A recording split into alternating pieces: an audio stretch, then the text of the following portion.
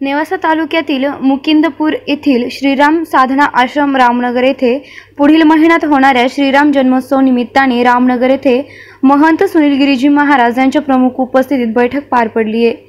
शनिवारी सायंकाळी 6 वाजता श्रीराम जन्मोत्सव सोहळा व त्यानिमित्ताने ज्ञानयज्ञ व कीर्तन सोहळा होणार आहे। या पार्श्वभूमीवर शनिवारी सायंकाळी महंत सुनील गिरीजी महाराज, महंत गोपालगिरी महाराज यांच्या प्रमुख उपस्थितीमध्ये ही बैठक पार पडली। संध्याकाळी पहिल्या दिवशी 2000 लोकांचा महाप्रसाद होईल, कारण मागच्या वर्षी आपल्याला 1500 लोकांचा महाप्रसाद पहिल्या दिवशी लागला होता सरपंच।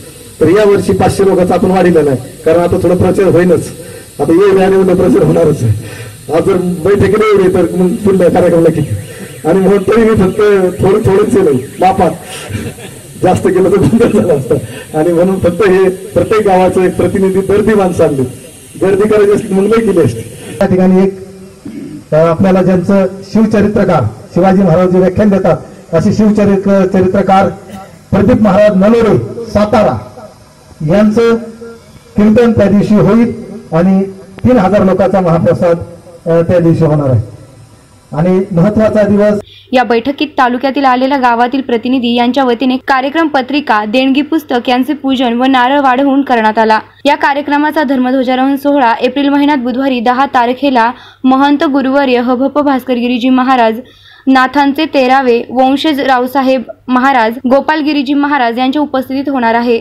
ध्वजारोहण सोहळ्याच्या दिवशी देवगडवरून फेटा घालून मोटरसायकल रॅली येणार आहे। लेझिम पथक वाजत गाजत मिरवणूक काढण्यात येणार आहे। या बैठकीला महंत सुनील गिरीजी महाराज यांनी मार्गदर्शन केले। त्याचबरोबर दिनकर गर्जे, शरद वागचौरे, PR जाधव, वाल्मिक लिंगायत, दिलीप सरोदे, रोकडे, चंद्रशेखर माळवे यांनी आपले मनोगत व्यक्त केले। या बैठकीला राजेंद्र उंदरे, सुनील देशमुख, पांडुरंग उभेदळ, अशोक भोसले, अण्णासाहेब जावळे, अशोक निपुंगे, हजारे महाराज, रामभाऊ चौधरी आदी उपस्थित होते। बैठकीचे आभार विठ्ठल नाईल यांनी केले। प्रतिनिधी राहुल कोळसेसह सुवर्णा ताकटे, SP 24 तास नेवासा।